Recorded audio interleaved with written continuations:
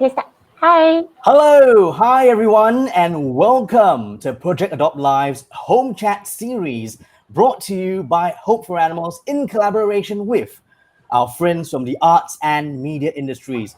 My name, of course, is Wayne Chan, and today on this beautiful Sunday afternoon, I'm here with my co-host Melodee Tan, who is the co-founder for Hope for Animals. Melodee, can you say a big hi to all our wonderful audience members? Hi everyone. Thank you for joining us this Sunday. Wonderful. Lovely to see you here joining us today, Melodee. And of course, just to let everyone know, today is our 13th and final episode for this season.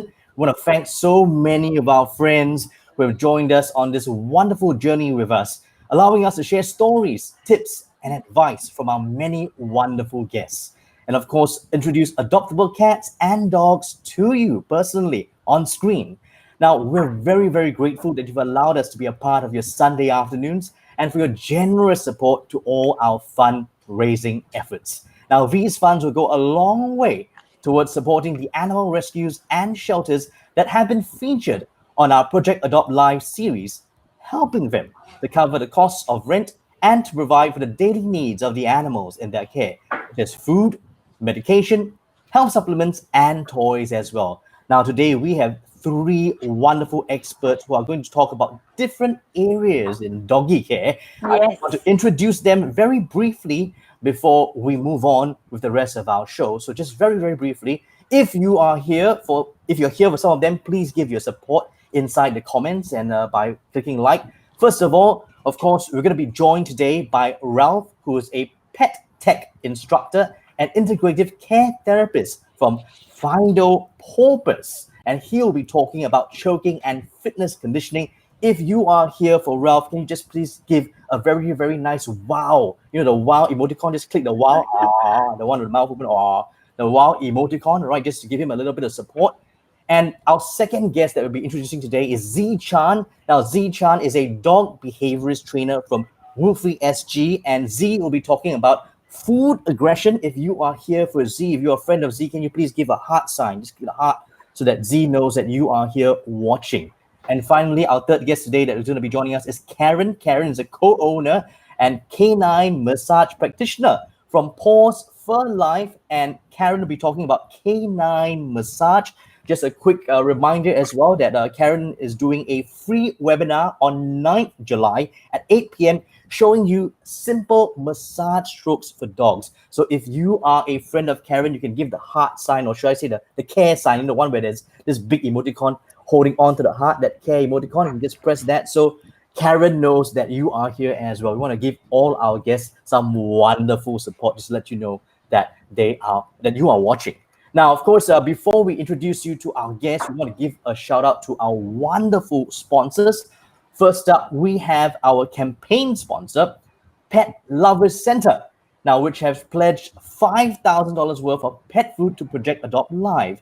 Now, this food will help our animal welfare group partners care for the charges, and is also part of the adoption starter kits given free of charge to new owners of animals adopted through Project Adopt Live. Melodee, maybe you want to tell us about our next sponsor. We also like to thank the Pets Couture, who is also our other campaign sponsor, which have been donating 20% of their sales proceeds from their fortnight Facebook Live videos.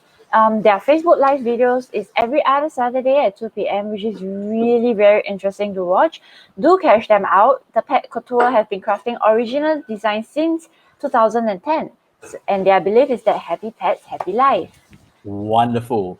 Our very own Hope for Animals artist team as well is currently offering a range of beautiful bark ornaments, which you can have personalized with a hand-drawn portrait of your pets for just $45. Now, out of this $45, $24.50 will be donated to the shelters, $10 will be a small token fee to the artist, and the remaining will cover courier fees and other costs.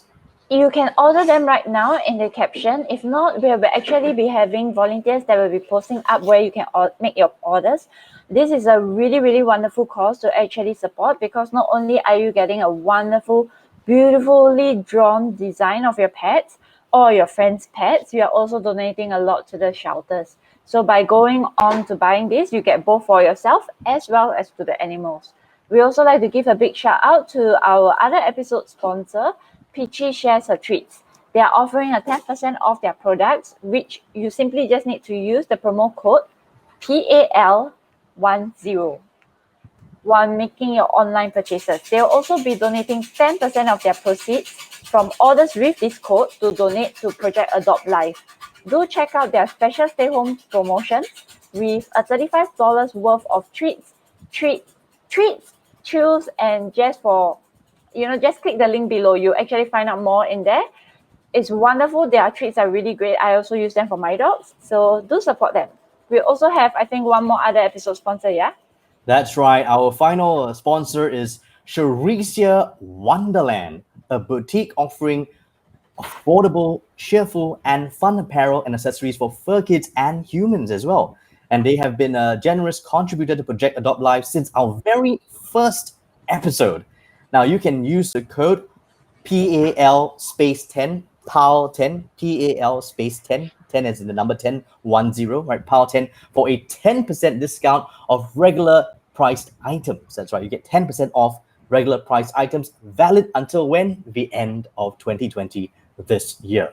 Now, to all our amazing sponsors, we couldn't be more grateful to have you all on board. Thank you for helping us help our animals in need. Thank you so much to all our wonderful sponsors. And with that introduction, it is now time for us to introduce our first guest for this lovely afternoon.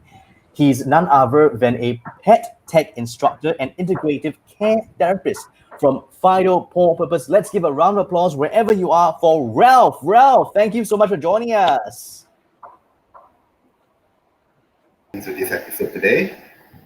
Thank you so much, Ralph. Ralph, can you tell us a little bit more starting off? Oh, I love your background that you have there. You've got so much very, very interesting. I believe that it's all doggy therapy and exercise equipment. Can you tell us a little bit about yourself? What do you do as a pet tech instructor or integrative care therapist from Fido Pawpose? What do you do over there?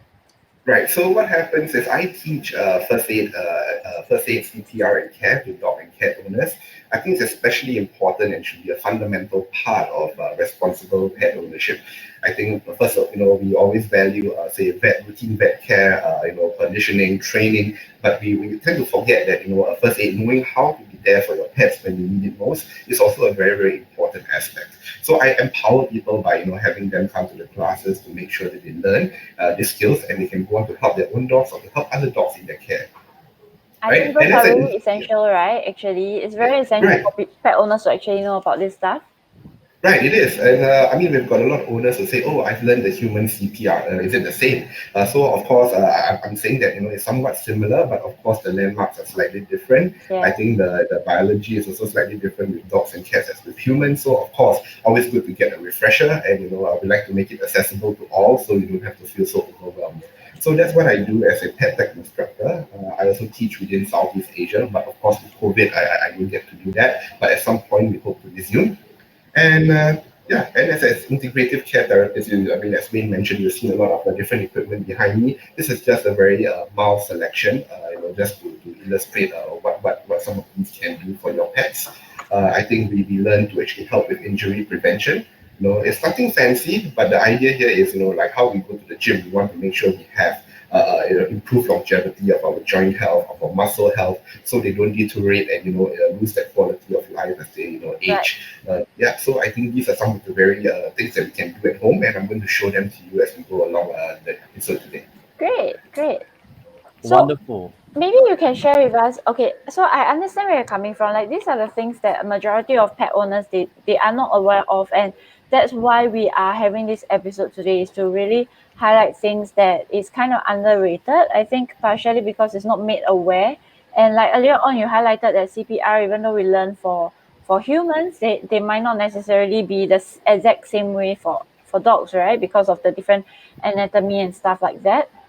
So maybe one of the first things we can go through is, I think today you're going to go through with us the choking first, or what is it that you're going to show us today first?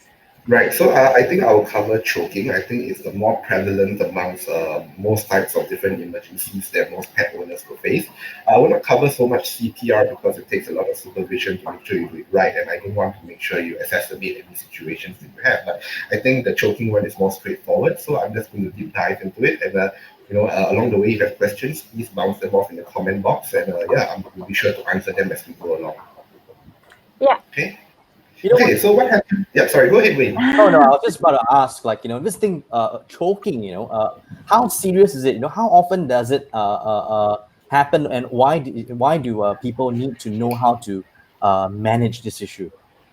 Right, I think it's important, of course, because first and foremost, in a choking situation, say where it's a dog or cat, I think there's only so much time, and I'll put it in a minute, in say about 1 to 2 minutes, where you have to have a very successful intervention. If not, then what happens is the dog may enter into a state or irreversible state whereby they could lose consciousness, they can even pass on from choking due to the lack of oxygen that they can breathe.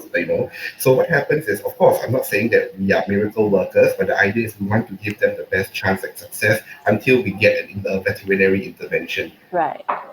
Right. So yeah, and just a fun fact, I think dogs are more likely to choke 4 times than cats, partly because we know that dogs are extremely inquisitive, and they like to sniff and try to chew everything that they come across. So so a fun fact, if you have a dog, I think more likely than so, you'll be more likely to see one than a cat. I love how you say it's a fun fact when it's actually not so fun because it's quite scary and quite dangerous, right? Yeah. Right, it is. So, but I like to keep it fun, casual, because if we keep it very formal, most people tend to get very fearful. But the idea here is we want to empower, we want to make it very palatable, so it's a lot easier to swallow for most people. Yeah, so that's a pun there as well for you. Okay. Right. Yeah. So that's my dog in the background. But okay, so I'm just going to go ahead and proceed to show choking is done. So now, first and foremost, so choking can happen in many scenarios. First and foremost, you can have choking, or you may choke, say, when you walk your dog. If you walk your dogs in the park, sometimes there's people throwing, say, chicken bones, different types of toys. We may even see cases whereby if you're walking along the jetty, sometimes like in Bedok jetty, or you see a lot of fishing hooks lying around, and a lot of dogs tend to be really inquisitive. They bite into the fishing hooks and get latched on. Right. So, and it's a very dangerous situation. Okay, but one of the key things you want to take note of is if your dog or cat can cough and gag, okay, then you are going to have a very huge chance of letting the dog get the object out on its own. Okay, so I'll repeat that again. If the dog can cough or gag, they are going to get it out on their own, more likely than not. The reason why is because when they can cough and gag, what happens is they're still breathing. Right? It's just that it's a little bit uncomfortable. It's just like for humans, sometimes we cough and gag, but it's just uncomfortable. There's a fish bone down our throat. We can still breathe, but it's just we don't want it to be there for a long time. So that's one of the first indicator. Okay, so what you need to do in an instance like that, if you are in a home environment like I am right now, you can confine them to a very small space. Right. You don't want it to run around because then that cause it to dislodge a little further as they continue to move like that. And what you want to do is you want to let them be on their own, be in a calm state where they can cough it out on their own. Okay, so that is one of the tips. Now, if after a minute or so, if you feel that they're not getting much headway, they're kind of still I'm still coughing, they're still choking, and nothing can be done at this point. You don't feel that you want to intervene. Okay, I think this is the time you want to bring your dog to the vet or the cat to the vet. Okay, and the best chance at success, because what happens is because the dog or the cat is still able to breathe, they're just going to be a little bit more uncomfortable, but the idea is they are able to survive the journey to the vet, right? To get veterinary intervention. So this is the most straightforward of all cases. So if they can cough and they can gag, I think you're in a very good position to kind of make sure they get their object out. Right. If you don't mind me asking, what are the signs apart from if they're choking, right? Apart from coughing, are there any other signs that we need to look out for? Right. So very excellent question, Melodee. So what happens is you can have them pawing in the face. So what happens is I can't move this here because this is kind of fixed, but the idea is you'll see them pawing in the faces. It's because it's just a natural instinct of them trying to get the item out. But it's inside them. They can't, but it's just a natural reflex that they do. So that's one of them. You can see also choking or foaming at the mouth. right? I think because that's the natural biological reaction of them trying to lubricate, you see a lot of saliva coming out. So that's a very common sign as well. So apart from that, I think these are the two main indicators, and of course, pacing around very agitatedly. I think that is one of the typical things as well. So, which is why we say always to put them in a very nice small storeroom or in the bathroom or in the kitchen, so that they don't run around and cause a more not a damage per se, but to make it less advantageous for the object to come out. Yeah. Right, okay. So now, so as we move on, so that's the first situation. The second situation would be now, what if your dog cannot cough and cannot gag, right? And they are making a wheezing sound. Okay, the wheezing sound is known as stridor. So I can't replicate that sound, but if you it's like going to be like somewhat like it's like they're gasping. It's somewhat like a gasp. It's a little bit like wheezing. Will you say it's a Yeah. little bit of wheezing? Yeah, correct. It's a little bit like wheezing. So what happens is now you have a more critical situation at hand. Because in this situation, they are not able to cough, they're not able to gag, and in that same moment, they're not able to breathe. So you have a limited time window to kind of put everything in place. And now what you need to do here is you need to provide intervention to your pet, whether it's a dog or whether it's a cat. And how you're going to do that is, okay, I'm just going to do a side view. Okay, so you try to make an L shape with your palm. Okay, so as you can see here for both. And what you want to do is you want to place them right around here. So this is where the chest cavity is, right? And if you want to know where the landmark is, pretty much, you just try to find actually the elbows, right? And the shoulders. Just put it here. So L, if you like to think of it, L is like, L in the name of love, right? So you want to put it this way. And you want to compress as quickly as possible. Okay, I'm not saying you should do it like that. That's not appropriate. You want to put your hands as close as possible to the body, and you want to do it hard and fast. So do it like this. It's like 1, 2, 3, 4, 5, 6, 7, 8, 9, 10. 11. Right. So, and how hard should you compress? I would say just try to compress within between 1/3 to 1/2 of the chest width. So if that chest is going to be like that, so you want to compress maybe up to this level, you would imagine. Okay, not anything more than that.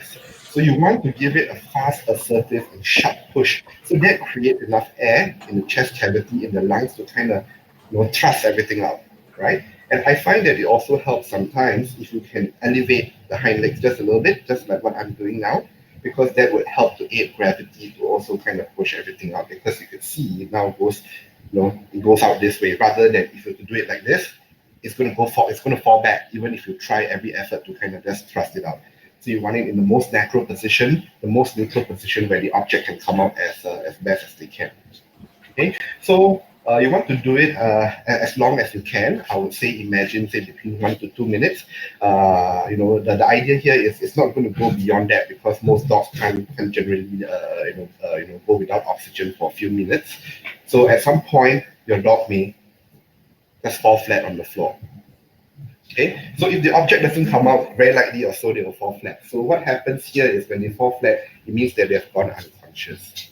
So that's where it gets a little bit more serious and it gets more critical. Yeah, you can see a dagger is inspecting the dog. I can tell that it's not so serious because your dog is coming in just to smell the mouth.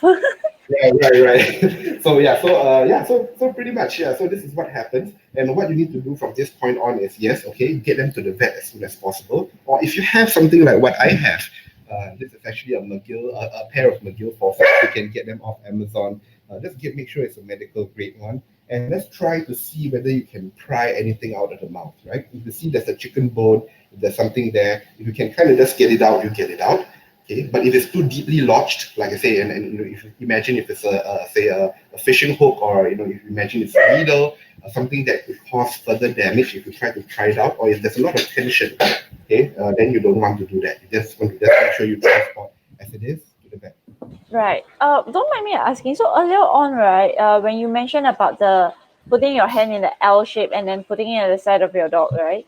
Because different breeds have different sizes. They come from like Chihuahua all the way up to a Golden Retriever or Great Dane size, or even like a Border Collie. How would the weight still be the same?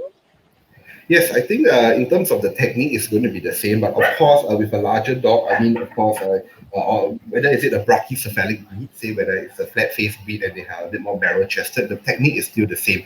But of course, in a smaller dog, say for example, if you have a Chihuahua that's only 2 kilograms, the idea is you can even consider using a taco method. Imagine like a Taco Bell taco, you can hold a taco like Right. that. So what you can do is, okay, I'm going to emulate it just like that, but yeah, okay. So the idea is you can just kind of squeeze it that way. Right. Yeah, but that's on a smaller dog. You don't want to do it on a bigger dog, but I'm just saying, yeah. So if a smaller dog, you can kind of do that as well. So and you position it that way. So what happens is you try to encourage the position for the object to come out. Right. Okay, Ralph, we have a question from the public. Laura asked, do I have to do compressions until the choker item comes out?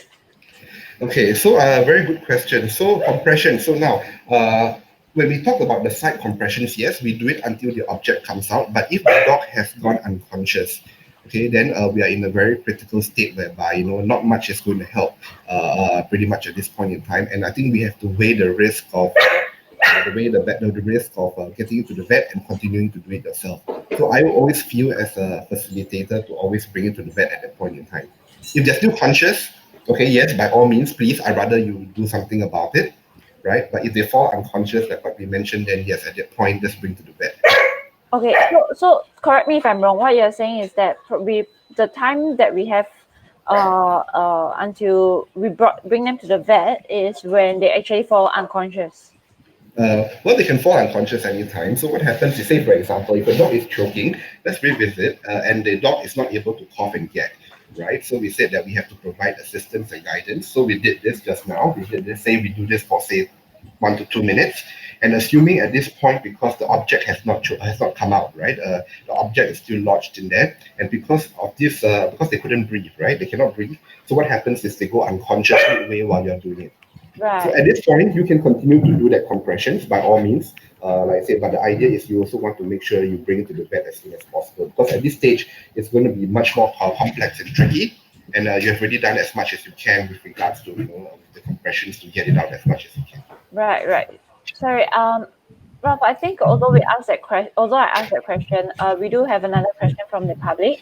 Yes, Pizza please. asked how long is the limited time window that they need to take note of?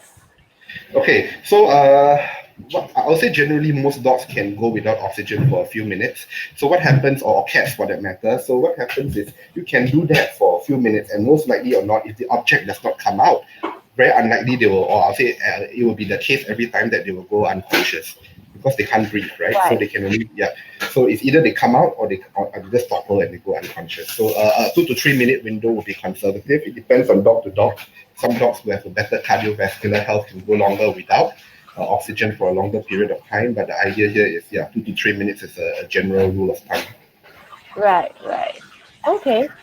So I think the difference for me and Wayne is that I have a dog, so that technically I will be more like curious about stuff. But Wayne, do you do you find this any do you have any questions with regards to how this works or anything? Definitely. What I wonder is like, how is it, how many people do you have, signing up for these classes to learn how to do this kind of care for the dogs, and what are some of the common, how do I say, common difficulties or challenges that you might have teaching people this technique? What are some of the common mistakes and challenges that they have?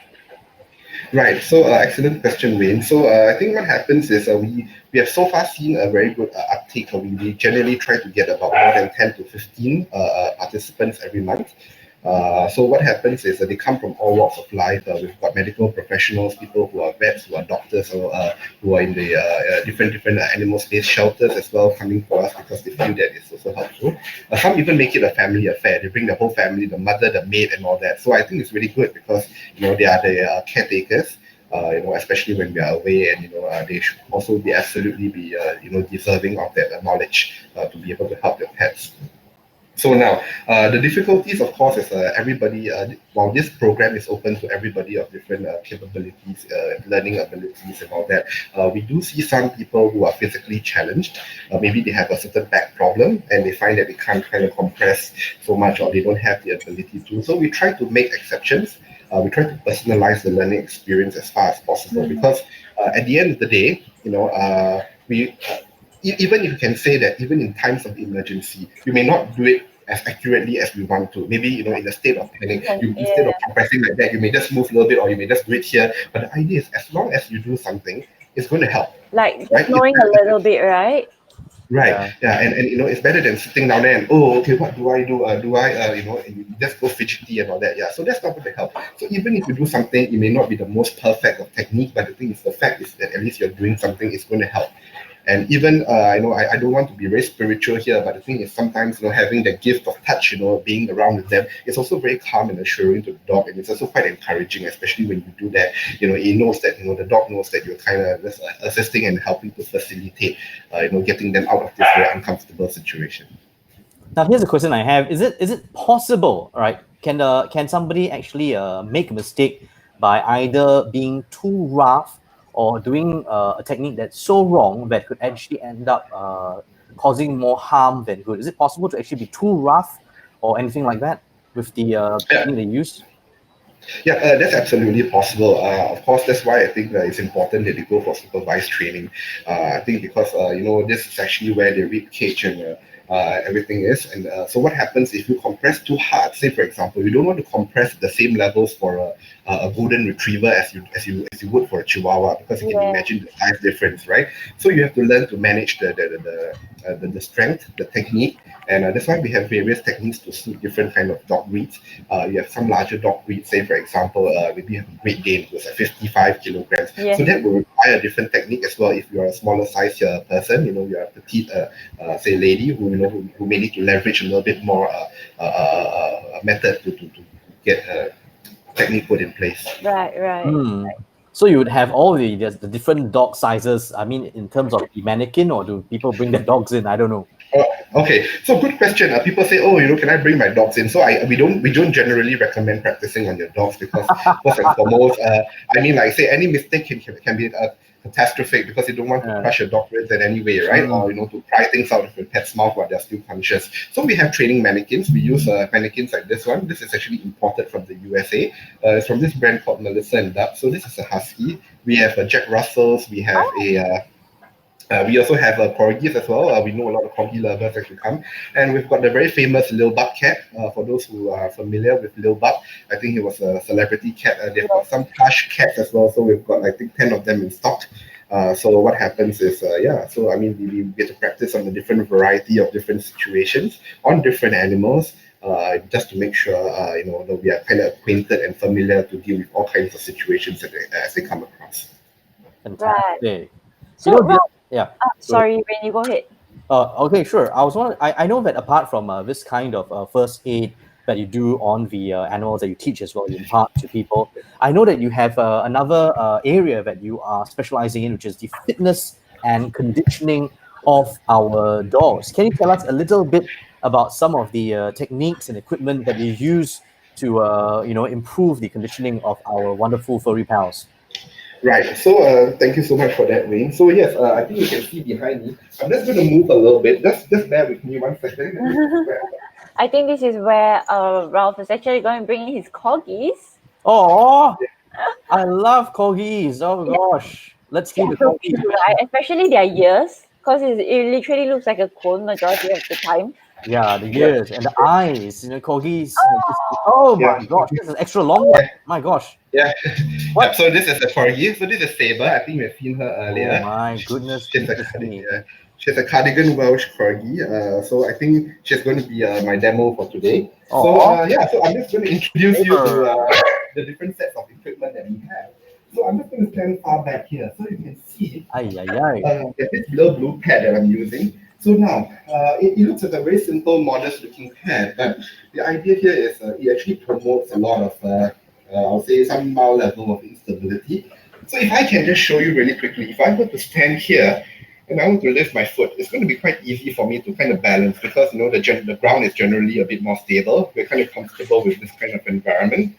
But if I were to do the same thing on this same foam board, you can see it kind of takes a more amount of work. And I'm not exaggerating here, to be honest, because it takes a lot of core muscles to kind of maintain ambulatory, meaning to make sure that you don't kind of fall off. Okay. So what happens is a simple tool like that can be very helpful for dogs, whether you're a puppy, whether it's an aging dog or even a very fit dog, because this would help dogs to kind of remain ambulatory, meaning to say remain on all fours and they don't topple to the side, because then you will have to trigger a lot of core muscles to kind of remain in that static position. So this is a very good introductory tool, and it can be done something at home as well. We can even use things like a yoga mat to begin with. Yeah, you can use a foam board like this. You can use a yoga blocks and all that. So many different varieties. And I'm going to go through, just some basics of how we can leverage on them. So I'm going to use Saber here. So you can see she's kind of. Oh my gosh, yeah, it's a showbiz dog. Say, hey, it's my time to get on stage, be on camera. Yeah. So you can see, so form is really important. You can see that she's not standing really in good form. So what we want to do is want to make sure it's kind of symmetrical in terms of the limbs. You don't want them to have crisscross like that. So of course you can manually move it, but I prefer to get them to do it on their own. You want them to have a very nice back, right? You don't want them to kind of stretch that way. There you go. See, you want them to do something like that, where you have to roach the curve back. It should be neutral. Okay. There you go. Yeah. So some things like that is very important, because you can see this I would say instability of movement of this pet can actually help them to trigger a lot of muscles and to stabilize the joints, especially for older dogs. We've got a lot of clients who have a lot of older dogs, and we just make the dog stand there for 5 minutes, and it helps. That's the simple action of standing there for 5 minutes can help, because it really keeps them kind of motivated, keeps them and they feel a lot stronger, because knowing that they have to do a lot of slight adjustments to remain standing in that position without falling off. I would say something like a physiotherapy, but for dogs, right? Yeah, I would say it's more conditioning for fitness and injury prevention. Yes, that's right. Because the idea here is we want to help them to build enough confidence so that they can go out to do a lot of great things in life. I mean, a lot of people say, hey, this is actually very, very advanced and all that. So the idea here is not to be fancy. We want to keep it as fundamental, so it allows most people to kind of get the full benefits of it. Right. And like I said, this can help in many ways. So imagine if your dog, say, were to walk in a park. Sometimes you have a lot of people walking. They have to walk in very tight spaces. They walk, across different surfaces. They walk from a foam, like I say, a playground kind of rubber surface to a concrete surface to a road surface, and having familiarity or ability to know all these different surfaces could help them to manage and transition a lot better, and it also leads to lesser injuries along the way. That's wonderful. Are there any other things that people can do to care better for the dogs in terms of training them, or just giving them a certain kind of conditioning? Are there any conditions that owners should be aware of and that you can help with? Right. So of course, owners who come with, say, a chronic problem of osteoarthritis, they have they're not moving around as much, especially during the 2-month circuit breaker. I mean, you don't expect your dog to suddenly go running around and trying to do traverse a huge obstacle course. So things like that to progressively help. So you can see now she's actually 2 paws on this little item. So what happens is, we are trying to train the elbows to be a little bit stronger. Through the action of extension and flexion, is like bending the shoulders back and forth. So the same thing we're doing, and we can also do simple things like having them be on top like that. I think what happens is, you can see, depending on how I shift the weight of the position of the tree, I can actually get them to engage more of the lower back muscles or the front muscles. It's just shifting back and forth. Right. So these are just very, very simple ways you can get them to do. And I'm going to show you a more advanced way. So this is something that I would recommend work with a professional to do it, okay? Because it can be quite challenging, and I think if it's not done right, then you may have a very huge potential chance of actually getting into an injury. So now I have right here is actually a very simple big donut disc. Okay, yeah, so it's a donut. It's from this brand from Switzerland. So what happens is you can see on its own, it's kind of unstable, right? It kind of rocks around on its own. So you can imagine with your weight on it, they have to use the core muscles to kind of make sure they don't fall off because it takes a lot of work to to kind of balance on that. So you're working on flexibility muscles. You're working on strength because they have to manage being on there. They are working also on a lot of core muscle training. So I'm just going to get her to come up. Oops. Let me reset this whole thing. Come on, girl. Oh, so cute. I'm surprised that she's. I tell you that because she's your dog, she dares to go up, right? But for some dogs, they may be a bit scared of it. Right. So this is slightly a bit more advanced. Huh? Stand up. Yes. There we go. So some dogs are a bit more afraid. So what happens is we start slowly. So just now you see the balance pad, the blue ones. We get them to start on a very, very basic level and we work them up to something like that. So you can see now she's still balancing on her own. She's trying to find her weighting. So now I'm going to release this, okay? And you can see she's trying to struggle to stay Balance it. Yeah, okay. But the idea here is to see the fact that she's able to do so now, and she's leveraging on all different motor skills and coordination to remain on board. So you can see I'm not even touching her, right? So she's managing, and I can move the treat. You can see I'm moving it front and back. Oh, Yeah, just to make sure. So you can see so I'm working on flexibility muscles. very good. She's very Yeah. confident, yeah. Yeah, so confidence is very important. So you see, it's things like that can kind of get her to remain very confident, and like I say, this will also help to build her abilities as she continues to jump across different obstacles. Yeah, so I think I hope this gives a very good introduction as to how different kind of understand. Yeah, I think what you're showing here, Ralph, is just so important because not just for dogs. I mean, for human being like myself, I always tend to have really poor weight distribution. I tend to lean on my right, and then overuse my right, and now my right is always in a lot of pain. So I think what you're showing me, just resonates so much with me. And the viewers who are watching at home, if you guys have any questions at all about how to handle a choking dog or animal, or if you want to know more about fitness conditioning, please feel free to ask Ralph, because we're going to be bringing on the next guest very soon. But if you have any final questions for Ralph, or if there's anything that you want to have demonstrated by Ralph, this is your chance to see how he can help to care for your animals, or how you yourself can care for your pets at home. Are there any other things that you can show us, Ralph, that you think might be really, really useful for our viewers to know, especially if you're cute corgi? By the way, what breed is that? Is it is a Pembroke? Is it A cardigan Welsh corgi. Cardigan Welsh corgi? Oh my gosh, the tail is so long, it's like a fox. Yeah, right.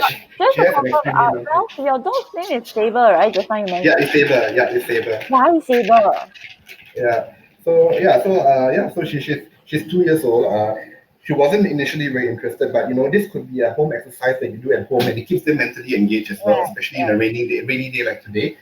So we found it very helpful, and you can see she jumps on the equipment automatically when without even any commands. And I think this is a really good exercise to just get them engaged. And you'll be surprised, as compared to a 1 hour long walk, we find that she gets tired in 20 minutes and just doing different obstacles like this.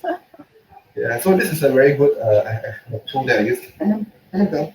Yeah, so you can see I get her to move around on the equipment. So, and I mean, the inflation levels of this equipment also play a very important part, because this could also increase the intensity and difficulty of because of course if you have a larger dog and you press or you step on this, it's going to displace more of the air inside, so it's going to be a little bit more difficult.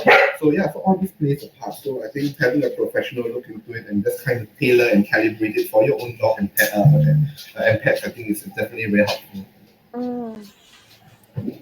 Okay. Okay, I think Ralph, we have come to the end of the segment with you, but maybe what we can do is that, will you be able to share on where, if the public are interested to find out a little bit of what you have shared today, where can they actually go to find, apart from going to your Facebook? Okay, so we are opening a dedicated canine wellness facility. Promoting all these different equipment that you see right here. We're going to have maybe 10, 15 times the amount that you see right here. We encourage dogs to come in to have a feel at it. And at the end of the day, we just want to empower you to be able to do this on your own. So even if you just come get some tips, we are more than happy to help. You can come to our Facebook. We're going to launch the address really shortly, so you can kind of find where we are. And we also do first aid and CPR training, so we offer courses every week or every other week, so just stay tuned. Awesome. Wonderful. Ralph, thank Alright. you so much. Viewers at home, if you enjoyed that session with Ralph, feel free to contact him. You can comment below and maybe we can connect you with Ralph as well. And of course, if you love everything that you just saw, just click the wow, the one with the big mouth, the wow button, click, so that Ralph knows that you're watching and that you enjoyed what you just watched. Ralph, before we leave you, any final words for our viewers? Right. So thanks, Wayne. So I think, of course, start slow, progress slowly. I think remember that always we tend to be in a situation of fear, and we let fear get the better of us. So I think try to get rid of the fear, by working slowly. And like I say, if you're not very sure, just ask someone. I think there's no harm or no vulnerability in asking someone and getting help. Wonderful. Don't be afraid. And if you don't know something, don't be worried. Should I say, don't be afraid to ask someone for help, right? And of course, Ralph is there to help you. You can feel free to contact him after this episode. And of course, with that, we'd like to thank you, Ralph, so much. Thank you so much, Ralph. Thank you so much. I'm privileged for today. Yeah. Okay, and let's wrap this up with a big bang. Thank you so much. I'll speak to you guys soon. Thank you so much, Ralph. Ralph, of course, was our pet tech instructor and integrative care therapist from Fido Pawpose. That was really a wonderful sharing on how you can handle an animal that's choking or improve the fitness and conditioning of your dogs. Now, before we bring on the next guest, I believe we have a special poll. Now, we actually have this poll that we created for Hope for Animals. What we're wondering is, what time do our viewers want to actually join in our programs in the future? Do you like 11 a.m.? Do you all prefer 12:30 p.m., which is the original timing right now? Or do you all prefer a bit later in the afternoon at 2 p.m.? I believe there is a poll right there on Facebook. You can actually go onto our Facebook to enter your answers. All right. Wonderful. Please just choose the timing, let us know so that we can also improve ourselves. Just to add on what Wayne earlier mentioned, all these episodes we are trying to accommodate because of the circuit breaker. All of us were staying home, so that's why we started it at 12:30. But with the circuit breaker ending and we're coming into phase 2 and maybe phase 3, we would like your input on what are the timings that you prefer to have. So please let us know. Just choose the timing, and the poll will continue on throughout the entire episode. We'll flash it up of it on. So yeah, we are gonna bring in our next segment. Yeah. Yes, our next guest, and I can see the poll on screen on my other screen here. That's amazing. That's really amazing stuff that we're doing with our live stream specialist back there. Now, our next guest is going to be a dog behaviorist trainer from Woofie SG, and he's going to be talking about food aggression as well as how do you handle a dog with food aggression. Ladies and gentlemen, it's my pleasure to introduce Z Chan. Z, thank you for joining us. Z, how are you? Hello, can you hear me? Yes, we can. Okay, I'm just a little bit nervous, because just now Ralph did an amazing job. It's getting me a bit nervous now. Oh, don't worry, Z, this is it's not a competition, and of course, all our guests today are sharing different aspects about dog training. So definitely, don't feel as if you need to compare yourself with any of our guests. Each of our guests today are so special, and we are really, really honored. All right, thank you. Really a pleasure for you to join us. Now, Z, you talk about food aggression. What is this thing called food aggression for our viewers at home who may not understand this? What is food aggression all about, and why should you be concerned? Okay, food aggression. Many of owners may not overthink too much. They'll just say that when they're eating, I just don't have to disturb them. But it may concern where at times you were to, let's say, you accidentally forget to put supplements, and at this point of time, you just want to add some supplements. You want to move a bowl, and next moment your dog start growling and snapping at you. So it doesn't make sense if, let's say, you're feeding your kid and your kid will just bite your hand, right? Right. So you want to make sure his is more in the more comfortable state when he's eating. He's comfortable. You taking the bowl. Everything is safe. It's safe for you to have your kids walking around your dog while he's eating, rather than, oh, when he's eating, I can't enter the kitchen. I have to stand somewhere far away. So all the symptoms is, of course, all these things you have to be prevented best. Yeah, so food aggression is something you want to be very mindful of. Yeah.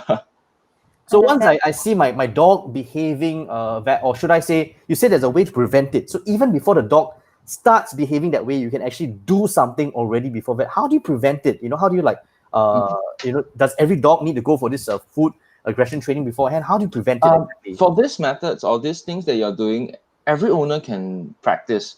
Definitely, you have read online, like they will ask the dog to sit, stay. They put down a bowl, they give them permission, like okay, then they come and eat, right? Yes. So those are always at the very first step. But there are things that many owners didn't take note. You realize that whenever they are waiting for the food, they are always staring at the food bowl, which is actually not very good. good, right? It's a slight symptoms. Of course, it's not there yet. It's not like he start having any aggressions, but I would say the arrow is already slightly pointing towards that direction, which you want to be concerned about, right? So while I've dogs like they eat halfway, they start showing signs. Once they have their food, they can wait perfectly. They can wait for 2 minutes, no issues. But Right. once they're eating, the aggression starts appearing, right? So to enhance their methods, we normally ask them to, after you get them to sit, stay, and wait for food, you want to make sure that attention is on you Yes. instead of the football. So we always try to get attention up and try to get to you, but of course, do not use name and do not take another piece of treats and lure it up. It doesn't make any difference because he's still looking at the food. The objective doesn't change at all, right? So usually I will just either get attention by making some noise. Of course, you want to make sure the bowl is not with you. Maybe you're nearly on the floor. I'm putting the football on the floor. So I'm not too far away from the floor rather than floor and I'm standing up, right? So based on that distance, I try to lure them up first, get them to look away from the football first. Once they look away, instantly at the point of time, you move the ball over and give them the permission to eat, right? So that is the first pointer. But the next is when they're eating, you want to make sure you want to move the ball. Once they're eating, you want to make sure like you kind of stop them halfway. Right. Of course, this is not to irritate them, lah. Not like when they're eating, you're gonna disturb them out. You gotta stop eating now. But it's more like having a constant understanding that at least half of his focus is on you or at least on the surrounding, rather than he's fully engrossed into the food. Food aggression usually a lot of time appear where they are so engrossed into the food and they are just not aware of their surrounding. So they are just seeing like signs of like you're walking past, or I hear noises, and then they start growling and getting a bit defensive and try to block their bowl. You realize their paw will be side by side around his foot bowl and try to guard the thing, turn his body and block you. So all these are signs. All these are when they start showing signs like that, to me is considered slightly late. You are not doing something to prevent now. You're actually finding solution to solve the problem. That will be slightly different compared to preventing. Preventing is very relaxing. You're just enjoying. It's like learning an extra trick. Sit, stay. When they're eating. Now we practice on the stopping. So we usually move the bowl away. We move them back. Ask them to stop. So usually, if everything do well, it's more like when I say stop, you kind of just back away, sit down, and wait again. Right. The more that happen, the more that practice, you realize you don't have to be there. Right. See, don't mind. We actually have a question from the public. From Joanne. She was asking, can I pet my dogs while they are eating? I think. Okay. Yeah, I think it's something that is definitely. Yeah. So that especially is a very common mistake that a lot of owners has been doing, because you see when they're eating, you really don't know what they're thinking. Right. What is in their brain? They may be thinking of guarding the food. They may be thinking of I'm like getting a bit sensitive over like not letting you take the food. But without you knowing, you just kind of like see his cue, you're just patting them. You are unconsciously encouraging the wrong behavior, which may actually start leading into more problems in the future. So we usually recommend it's best. It's not like you need to pet at that point of time, right? You can wait till he finish the food. Later when you're playing, by all means, you can have fun. But at the point of time when it's eating, I'd rather you don't pet them. You just see the whole scenario. At times, I just test, ask him to stop eating to see is there any issues regarding his being possessive or anything. If it's nothing, everything is good, I'll just let it be. Yeah. Right. The thing I was wondering, Z, is that you described how dogs behave right when they're aggressive. How much of a problem is this? I'm just wondering how much of a problem is this, and how serious can it get? Because I'm in my mind, just as a layman, I'm thinking, yeah, you get a bit aggressive, just maybe just let you do your thing. After that, you eat, it's fine. How serious is this issue really? We have seen many cases. There are some cases to the level where, let's say, because you see, if it's a small dog, yes, the concern level or the danger level may not be as extreme. But what if you're having a bigger one, like husky, golden retriever, or even mongrel? They may get a bit possessive over things. There are many kinds. So you see, if let's say these are those big dogs that you're feeding, Right. and then you're feeding in the kitchen. Now, next thing, you can't go to the toilet in your kitchen. Right. And you can't prepare any food. So ideally for them, they will say like, okay, we wait till they finish their food, then I go in. But how about at days where he's not feeling well? Right. He's not finishing his food properly. His food is finished half, but there is still food. But because there is still food, although he's not eating, but he's still guarding it, and you cannot go into the kitchen. So at this point of time, what should you do now? You're stuck in a very uh, dangerous situation where you may get harmed. Like you're going home, but don't feel safe. Right. Where your dog may have like what he say, just pick up something and he think it's the food, and now he start maybe getting a bit aggressive towards your family members. So this kind of thing is best prevented. We want them to live a very comfortable life, so that we also want them. So we try to make sure everything is safe. Everyone will come home happily and enjoy. Basically, Yeah. what you're saying is that it can progress until it gets worse, right? Like if it's Yes, not definitely. being, if we are not giving it the proper attention to make sure that it doesn't get worse or to solve the current problem, and just like ignoring the problem, just okay, so this is your space, I won't bug you. That's not a solution. That's what you're saying, right? Yes, Right. definitely. Okay, so So earlier on, just to add on, Joanne actually have another question. I think maybe this is something that is quite common. One of the things that people have the perception is that will my dog grow out of food aggression? okay, of course, with constant practice and I'll say associating the right behavior, they will start eventually grow out of it. But it depends on the effort given from the owner. Right. Because you see, if let's say we were to teach you a proper method, or let's say you were to know the proper method, but you were to do it like okay, I'll practice maybe once a week. So out of that, 1 week you will be feeding more than 7 times if you're eating 2 times a day. So definitely 7 times 12, 14. And you only do it once. So there are so many times that you're not controlling it.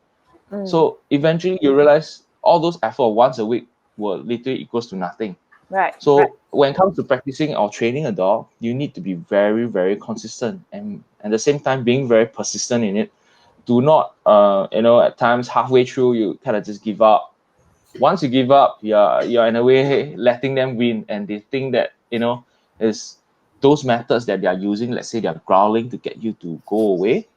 They get more confident in that method. So eventually they kind of do more and more, and that's where they get the aggression start appearing. They get more confident in it. Yeah. So usually you want to be careful for all this kind of thing. Definitely like prevention will be best.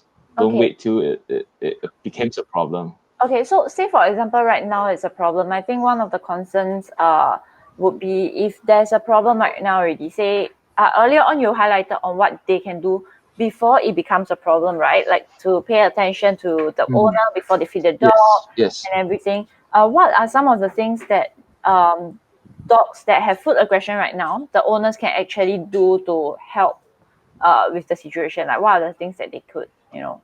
Okay. For this, right, usually I would say it really depends on cases, because you need to understand the level of aggression, like the danger of how bad will he go? Will he go for a bite, or is just growling and snapping? Right. Okay, so understanding that level, that's one point. So next thing you need to know, based on owner, on what level of control can you give, or can you get, will you be able to control, because there are owners that technically can't control their dog very well, as their dog like kind of just do what they want. So for those cases, we first step, definitely we need to bring, or to say we need to build the confidence in the owner first in controlling their dog, and then we go into techniques, or how to handle the situation. So of course, understanding all this situation, the basic, I would say the simple one. Okay, so I'll just give an example, all right? So we actually have this multi pool this year, early this year, I guess. So multi pool is very nice. His eyes is watery, and it's perfect when he's sitting there. It's like an angel, But Right. yeah, but when she can wait. She can wait for food. She can sit. You get her to do anything. She'll do it. She'll do it for you. She'll do it for the treat, by the way.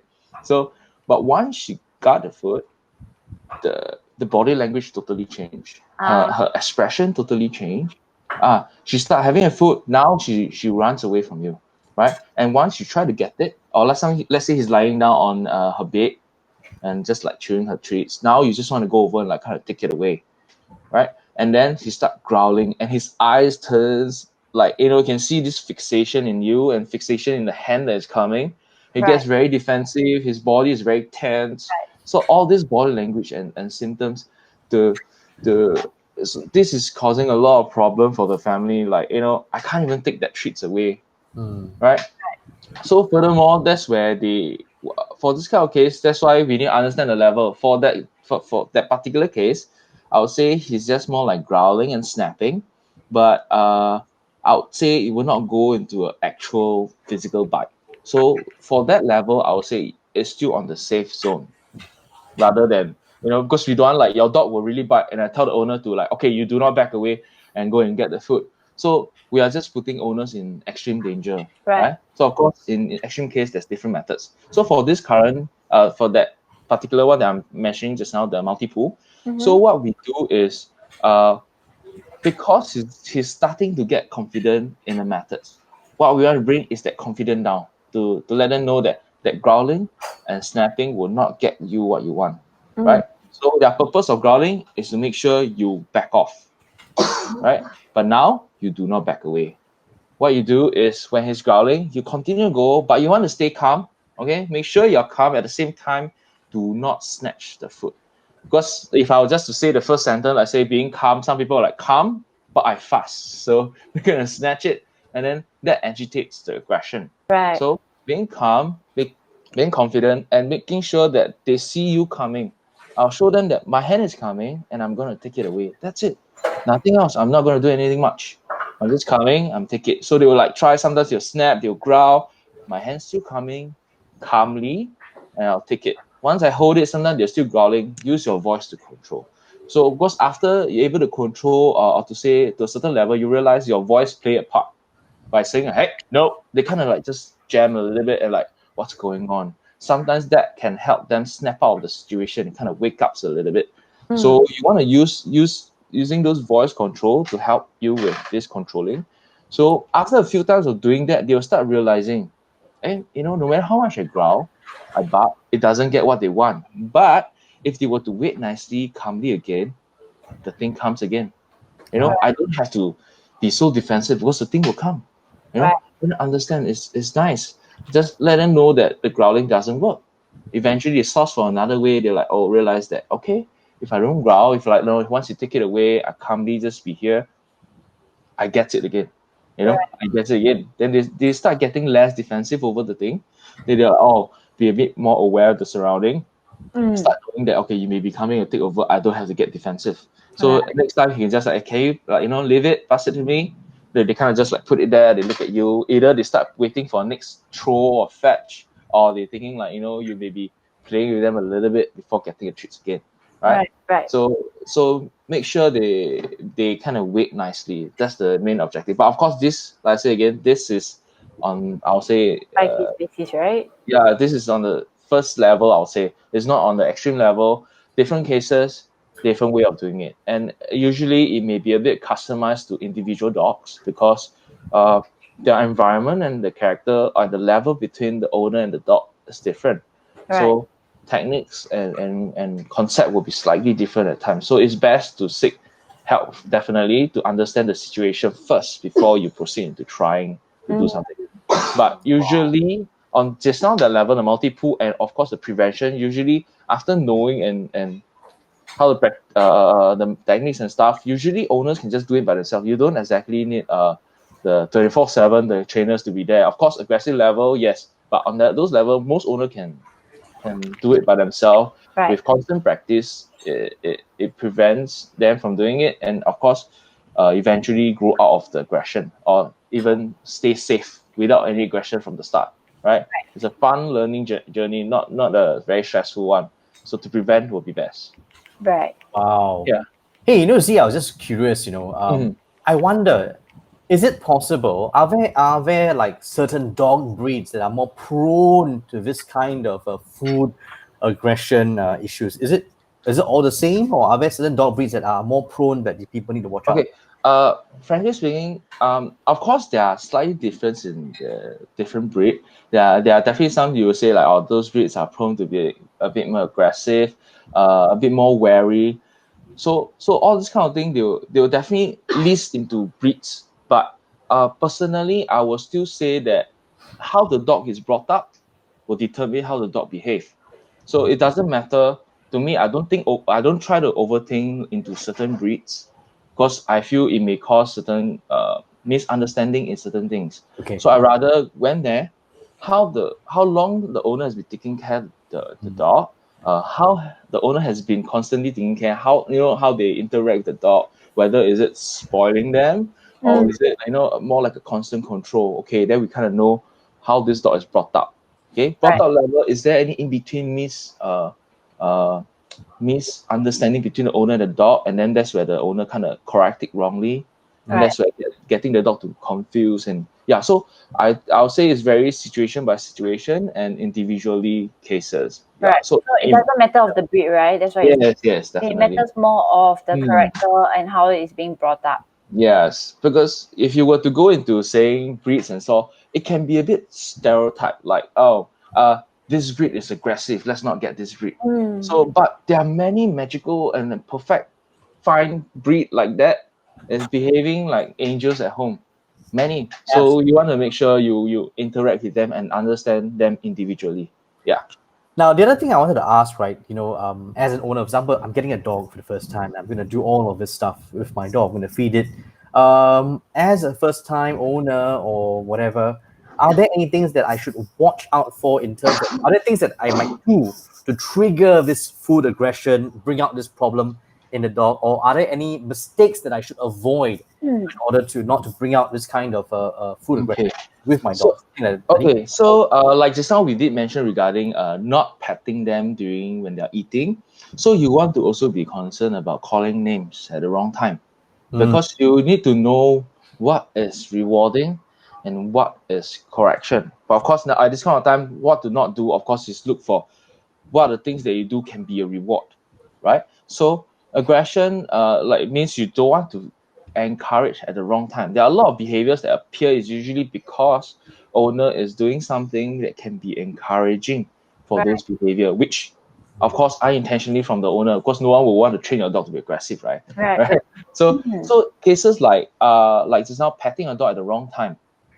Calling names is also something that you wouldn't want to be doing it when at wrong times, because you see, usually how we get them to know or to remember that so-called that name is their name is by always calling that name and giving positive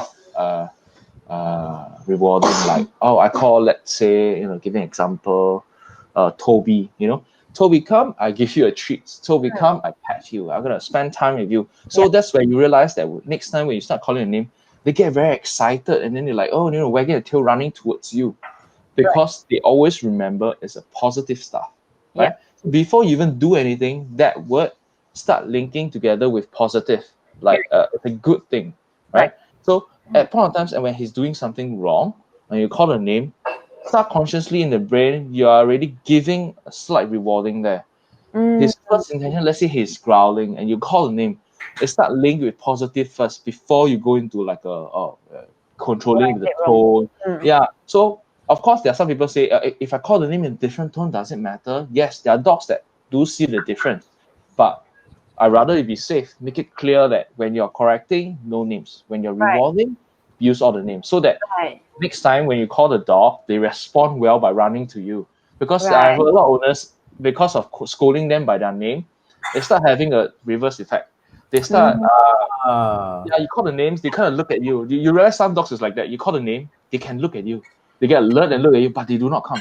They kind of like look at you and then maybe they just lie down there, but still staring at you. They're not going to come because they're stuck in between. Like, is it a rewarding now or is it a correction now? They themselves become confused. Yes, exactly. So you see, at the same time, you may be rewarding wrong behavior and you confuse the name. So Wonderful. it's a very extreme, I would say quite a bad reverse lah. So I rather that's why you always tell owner, don't use the name. That's the very first basic issue. Try to get your body to get used to it because it's a muscle memory, I understand.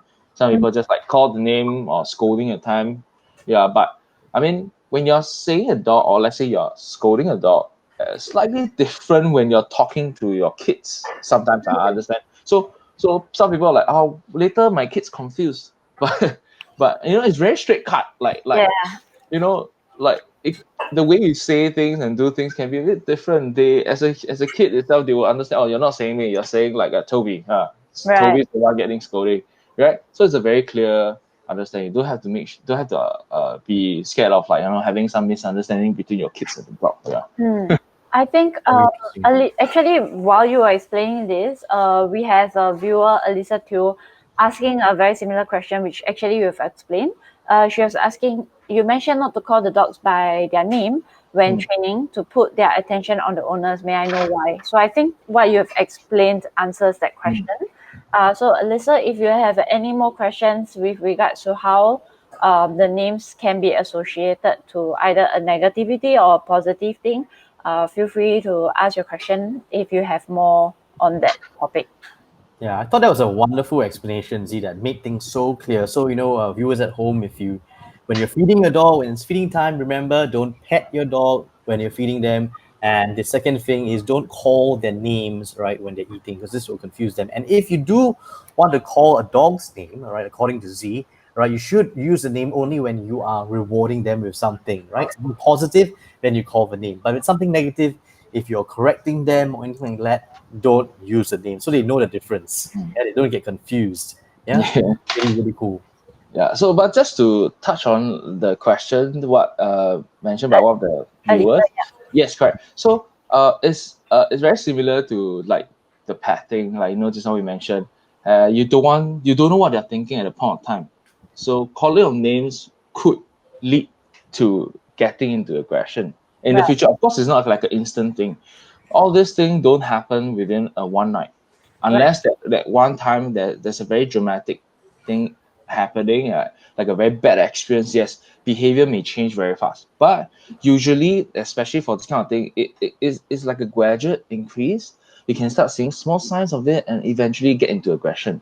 So that's why once you start seeing small signs, you want to do something. But of course, if you were to from the start prevent, it just be perfect. So names is the one that if I were to just good job Toby, what he's eating because he's having his meal, that could reward a slight wrong behavior because you wouldn't know what they're thinking. Yeah. So that's just it lah. Yeah. So we just want to explain a little bit of that.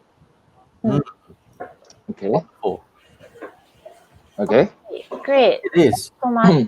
Viewers at home who are watching, if you have any final questions for Z, all right, please type it in now because we're going to actually move on to our next guest very, very soon, another 1 or 2 minutes. So if you have any final burning questions that you really, really need to ask Z, right, please type them in right now before we move on to our next guest. Melodee, do you have any last questions for Z on this topic?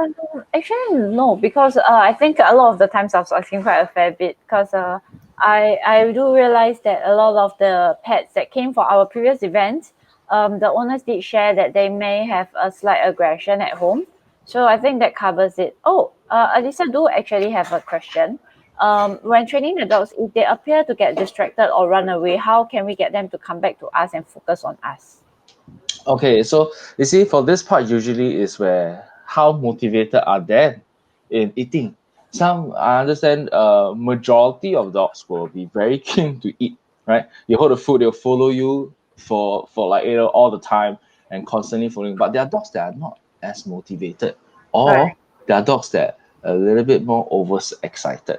Mm. There are dogs that, like, when eating, they're so excited, but because they're not getting their food, they start sprinting here, running to do something else, and then their brain later on start remembering, oh, there's food, and then they start coming back again, right? So usually for these cases, right, it's either you wait for them to come back, or you realize she's getting a bit lost or by running too far away. I will stop the feeding time. Like, Right. since they're not that hungry and not keen enough to want to eat, I'll pause the feeding time. I'll wait till later, Right. right? To uh, because you wouldn't want to leave the food bowl there and just leave it unattended.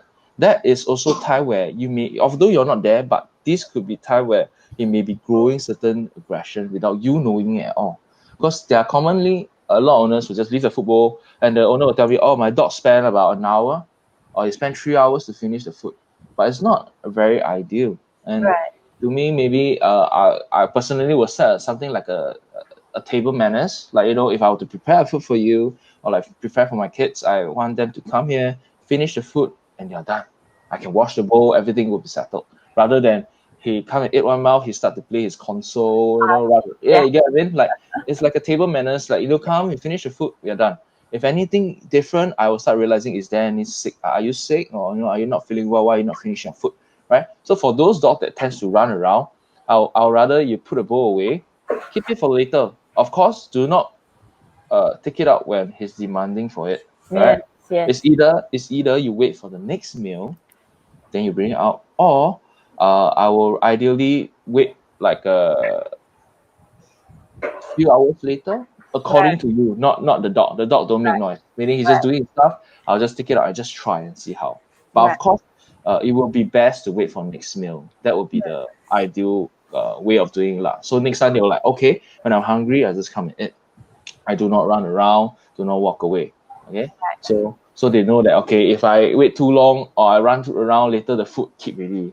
Mm. And so they were hungry, they will know. So don't have to worry too much regarding that. The animals have survival instincts. Even for humans, when you're hungry, you will definitely look for food, right? I can be very picky. Personally, I don't like to eat veg at all. So Hi. uh, I Hi, can be, buddy. Really? You don't want to eat veg? yeah. Why? Maybe it's just a thing like childhood since now. Okay. So you see, I can be very picky, but when, especially like NS days, we all been through, when they're so hungry, you don't care whatever they give you, you just stuff it in. So it's similar for them, and then that's where I start understanding and, like, able to take more veg. Yeah, maybe, yeah. But for them, yes, that's where you want to let them understand, and they have their survival instinct. So Right. they will definitely be hungry, and they will know that, okay, I need to eat now. So the Right. next meal when it comes, okay, this time I'm just gonna go, and I eat it. Now his motivation to eat is strong now. Okay, then now that's where your practice comes in. Okay, Right. sit, you wait for food, then I'll give you once you listen to the instructions, right? So all Right. this practice becomes effective now, and it's working well because his focus is there rather Right. than he's running around. Because if it's half focused, I understand it can be a bit tricky, a bit troublesome. When I'm doing halfway, then he just kind of bored of it. He just walk away. Oh, then yeah, it could be a bit troublesome. Yeah. I get you. Okay, so we've come to the end. We just wanted to do a last shout out. Where if people are interested to find out a little bit more or engage your services in dog training, where can they go to look for you specifically and Woofie SG? Okay. You can actually search on our Instagram, Woofie SG. I think it's Woofie underscore SG, right? I think it's wait Woofie underscore SG, right? Yeah. Okay. Instagram is Woofie underscore SG. So it's either also a website, so woofiesg.com. So all this you can, from there you can actually comment and just contact us, right? From our website we actually have our contact number also. So if you want to contact us directly, no problem. You can actually contact us. We can actually arrange all the stuff from there, right? Mm. So yeah, actually that's about it. I think that's great because like currently with the phase 2 now, you guys are able to actually have sessions. Yes, So, yes, finally, yeah. yeah. So guys, if anyone is interested to engage Z from Woofie SG, please feel free to find them on both their Facebook and WhatsApp, Facebook and Instagram. Yeah. Their phone number is there, so you can contact them as well. Okay. So Wonderful. much, Z.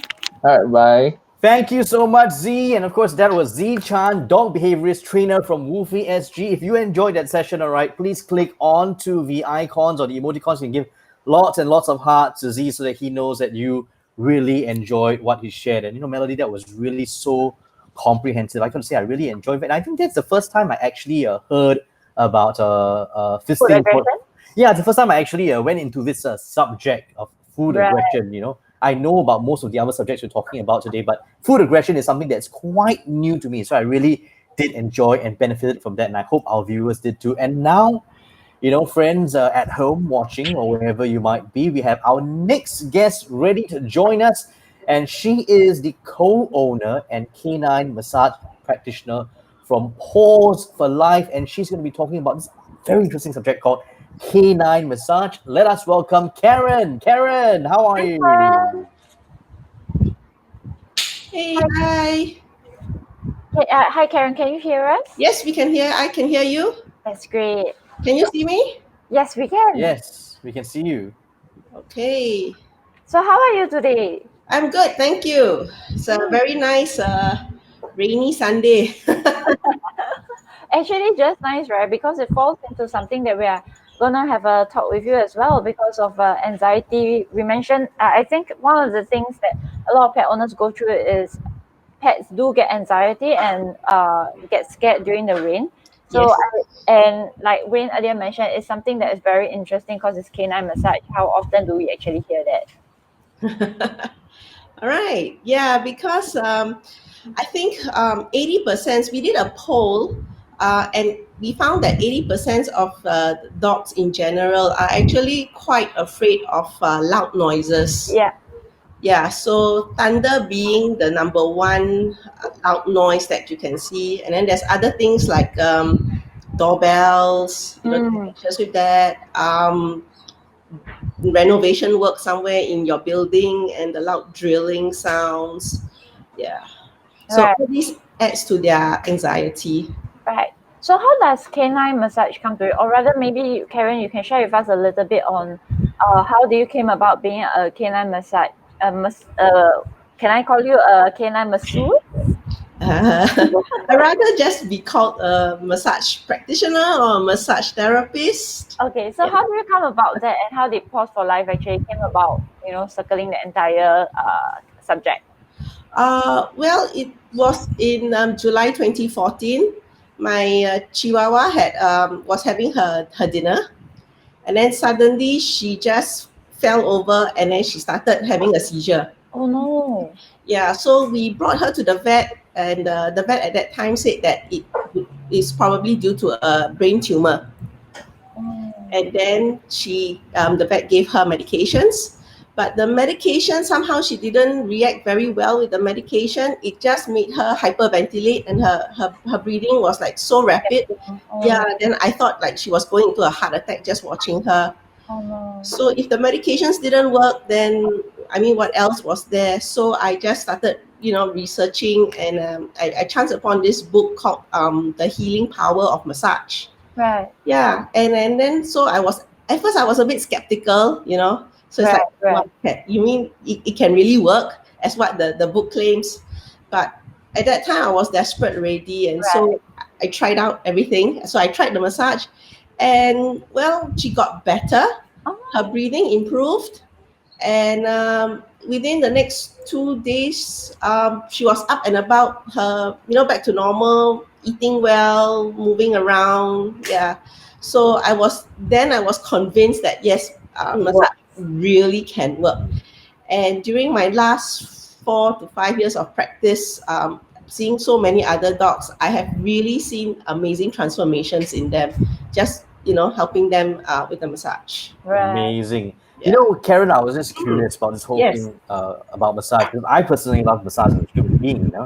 But for dogs, I'm just Yes. curious, what are some of the major issues or problems that a canine massage will help address?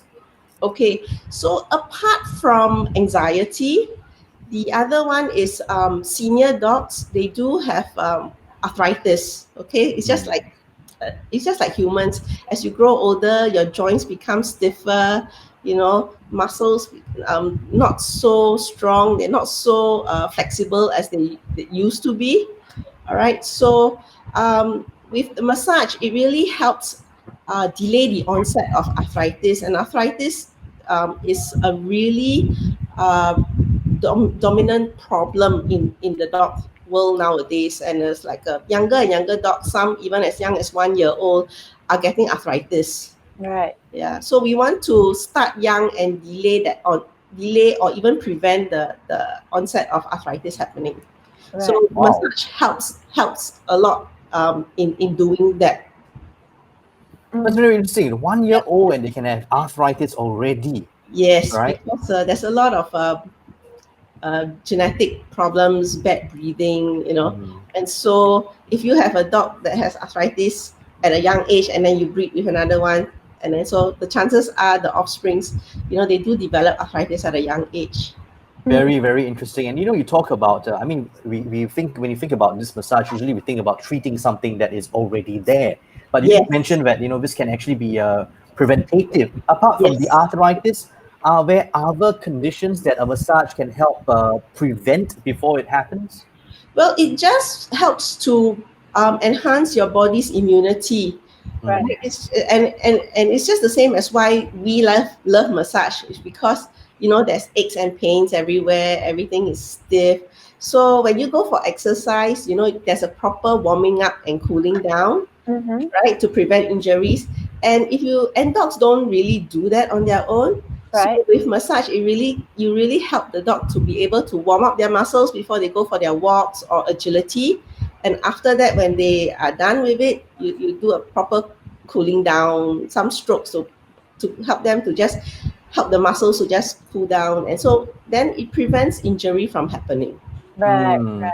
And I wonder, is there something different? Because as a human being, we love to go for massages. We know what it's all about. But Yes. is there something different? What's the difference between massaging a dog and massaging a human? Is there some difference, between when you massage a dog, things that you need to look out for, as opposed to maybe massaging a human being? Okay. Well, like you said, when you go for a massage, you know where you want the therapist to work on, right? You tell the therapist, okay, so please concentrate on my back or please concentrate on my shoulder. Whereas the dog, they are not able to tell you where exactly they are, not feeling well or in pain. So then it's up to me to actually, as I'm doing the massage, to really observe their reaction and how their muscles and their skin react to being touched. Right. And the most important thing the most important difference is that for doing massage on your dog or cat or any other animal, the pressure is very, very light. Yeah, compared to humans, humans, they like to, and they ask their therapist, can you do it harder, and so for massaging animals, the pressure is very, very light. Wow. And I think Melodee has brought her dog over there, man. Yeah. She's insisting to come up. I think Karen saw her before, like the first few times. Hi. Hi, sweetie. No worries at all. I thought you were gonna do a live demonstration on how to massage Melodee's dog. I thought Karen was gonna teach you immediately, like how you're gonna do it. Then you straight away do it on the dog. She is impossible to find her muscles because she's too fat. Although she did lose a lot of weight, but yeah. But Karen, Yes. following on that, like, how do you? Because I understand you have your own webinar classes, right? Yes. How do you go about telling or teaching people that have different sizes, or like there's smaller breeds and there's bigger dogs, Yes. So of course, if you're doing you want to do a whole session, a massage session, of course, the smaller breed do not need as long a time as a larger breed. bigger one, yeah, The larger breed you have a lot more surface area to cover. right, Then for a larger breed, the difference is you can use the whole all four Your full fingers. hand. Yeah. Whereas for a smaller breed, you might just use 2 fingers Right, for right, certain areas. Like supposedly the muzzle of a Chihuahua, they're so Right. small compared to a golden retriever. right, So then you want to use 2 fingers instead of using all 4 fingers to do the massage. right, right. Okay. Mm, We have very a question interesting. from the public. Mm. Is there feline massage? Like because Jolie mentioned that her cat has anxiety as well. Yes, you can use some of the strokes that I teach. You can use it on your cats. The only thing that the difference between the dog and the cat is the pressure is even lighter. Right. Yeah. They are more fragile. The muscles are a bit different, and they don't really like touch as much as dogs per Right. se. Yeah, but if you do it in a very light manner, yes, they do enjoy. And I've done it on cats before. And you just have to observe individual cats or dogs and see what their reaction is. A lot of times it's because the pressure is too hard, and that's why they will get up and run away, move away, and Right. they don't like it. Yeah. Right. I always wondered because you said dogs and cats are so different. The way they respond to it, and sometimes I see on this internet they have this meme whereby they say the dog, where you should touch a dog, where you should not touch a cat. Are there any no-go areas for dog or versus a cat? Like some area that you shouldn't massage, maybe watch out for this area. What's your take?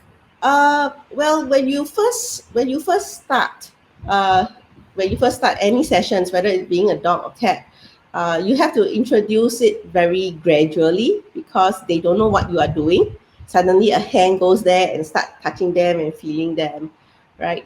So the way I do it is we approach the animal slowly. If the animal has some injury per se, it's like there's an area like they just went for an operation. If there's an injury, then we will not work on the injured area, but we will work around the area to heal that area better, because they are already sore in pain. You don't want to aggravate that area or make it worse. So for approaching a dog, the best is at the shoulder area, because that's where they are most not sensitive. You don't want to immediately go for their paws or their ears or their hindquarters, because those are sensitive areas. And likewise for a cat as well. Yeah. Wow. Yeah, and we always approach the animal by the side. We never approach them head on, face on, or behind them, because that is quite scary for them. That's very interesting. Are there any common mistakes, that people might make when massaging a pet that they should watch out for? For example, if I'm a owner of a pet and I like to give them massages all the time, are there some things that I should watch out for, like things I really, really have to be careful of when I do these massages? Okay, basically is you just, as you do the massage, you just need to observe your dog. Sometimes they might look at you when you're doing a certain area. That tells you that maybe that area there's some pain or there's something there that's not quite right, and that's why they're looking at you. Yeah. So other things that you might want to look out for is whether the skin jumps when you are doing a certain area. So then there's tension in that area. Yeah. The skin jumps. How does it jump? Yeah. So there's a little twitch that the skin will do. Oh, okay. So it's Yeah. like that. You will suddenly twitch when there's something that area Yes, that is correct. extra So painful. that might be a little spasm or a little knot, a muscle tension there, and that's why the skin jumps. And if I own a dog or cat, Yes. right, and I want to give them massages, basically maybe I may or may not be trained. What are some of the areas that I would focus on for some of these dogs or cats? And this an area that they have common problems at, and it's easy for me to just do it so that to prevent any future issues. Are there some areas that I could focus on? The best area to do is, of course, the whole body. The whole body. Wow, sure. I mean, that's the best part. Of course, if you really would like to start on first, then of course the shoulder area, because the neck area is quite stiff, especially dogs on collars. Right. Yeah, when they pull, that area is really stiff, and there's a lot of muscle knots and spasms there. So you want to work on that.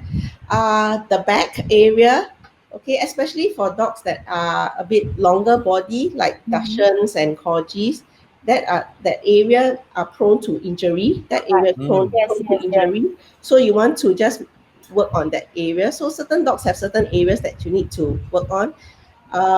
Supposing for German Shepherds, Golden Retrievers, the bigger breeds, then they are prone to hip dysplasia. So it's So better we want to increase the blood circulation right. and improve that area. So if I have my dog here with me, can you see my dog here with me? Oh, I thought that when you say you have your dog, I thought it was gonna be a real dog. This is the mannequin dog. Unfortunately, they are sleeping. It's raining, so it's We do normal. not disturb a sleeping dog. Yes. Let sleeping dogs lie, as the Yeah. old saying goes. Yeah. So is this area here that you want to work on, because that's where the collar is, Right. right? For the body, it will be this area here, just close to the tail. Right. All right. And then for like the bigger breeds, it will be this area where the hip joint is. Right. Okay. And I always like to tell my students and my clients, if they can, is to do a ear massage. Mm. Yeah, because in humans, when they do foot reflexology, right? Mm. So you have different points that connects to all the different organs of the body. Mm. Okay, for the dogs, it's in their ears. Wow, okay. that is new information. Yeah. So a nice just a massage the ears, just a glide like this. Mm. Okay, can really help improve their digestion. Can really help Wow. improve all the major organs in the body. Just Right. massaging the ears, you can actually improve. And like a human being, right? The foot, they have all Yes. the points. Yeah. Is there like a chart, like the ear? Oh, you press here, you cannot the kidney. You press the other parts for the heart and lungs. Is there such a thing? There is, but we will not go into that because It's too much details, right? it's too much information and it's too complicated. Right. Karen, we have Yes. two questions. So the All right. first question is someone Ginny, if I pronounce your name correctly. Mhm. Ginny, just wondering, can we massage our chinchilla? We have a hyperactive boy at home. Yes, you can. You can do what I call an effleurage stroke. Okay. This is a very basic massage stroke that can help a lot of dogs, especially animals who have anxiety. Right. And it just helps a general improvement of their whole well-being. So the stroke that you can do, if I bring my little dog here, yeah, I think everybody can see quite clearly, right? Yeah. You just want to just glide down like that. Okay, so this is what we call an effleurage stroke. It's like petting your dog, Right. but it's a nice even pressure throughout the body. Mm. All right. And so if for smaller animals like a chinchilla, a rabbit, you might want to just do it with 2 fingers. Mm. So supposedly this is their body, so you can just do it with 2 fingers. Mm. And just a nice glide down the body. Yeah. Okay. That really helps improve blood circulation and helps calm the dogs down. Because Right. it releases the calming hormones in their body. Right. Actually, when you were saying the gliding, it's sort of like to me like petting, because I do that to my dogs all the time. I didn't really notice that was part of the massage thing. Yes, yes. The ear, because Yeah. I love playing their ears. Yeah. Okay, so the other question we have from Ginny is that if we try to touch the back inner paw, they try to kick non-stop. Is that normal? That means you're pressing too hard, because there's a nerve point there that is a reflex action. If you press, it will just kick like this. Yeah. So if there's pain, it will be a pull, but if it's kicking out, that's a reflex action. Right. So these are the pointers to look for if in the event we may be like pressing too hard. Correct. Instead of them crying out loud, that's another way that they show. Yeah. So a lot of times, the mistakes a lot of people do is just too hard. It's way too hard, the pressure. And of course, a lot of time people think that if I don't do it at a certain harder pressure, I don't get the results. But that is not true. Right. It may be true for humans, because some of us, I won't say me because I don't like this, but I think some of us, they really like very hard massages. So it's not the same for pets, right? Yeah, it's not the same. So I mean that for pets, if you do it harder, it becomes a sports massage. So that one you leave it to the professionals to do it. Which are like the obstacle courses and those, Yeah. So right? that is more like a deep tissue massage. Mm, Yeah. oh, I think I next Wayne, I think we next life we just be dogs, you know. It just be dogs. Yeah, how good a life. We have dog massaging, we got like, you know, the physiotherapy that Ralph showed. Wow. And then we got So, food training. Wow, all this like it's just too short. so Melodee, then you know, I mean, since you mentioned this, what kind of dog do you want to be if you could reincarnate as a dog in your next life? I don't care, just a dog with good owners. I'll be very, very happy. A Yes, dog the- with good owners. The then main you're thing very is you must happy. have good owners. Yes. Karen, I'm a bit interested. Is there any difference with canine massage and acupuncture? What are the difference? So canine massage is surface, okay? It's not whereas acupuncture is acupressure or acupuncture. I think acupuncture, because I believe I have a friend or two that actually sends their dashan to acupuncture. So acupuncture is using needles, and Yeah, you only have to poke into the dog. correctly. Yeah. Yeah. Whereas and that acupuncture is more for pain management. Mm, Whereas massage you can use for pain as well as general well-being. right. Yeah. Okay. So would massage for will you say that massage is for every every like pets need it should go for? Yes, I would love it if every pet owner can do the massage for their dogs, because from my experience, I have seen, and even if when I teach my students, they have seen results by just doing the massage for their own dogs.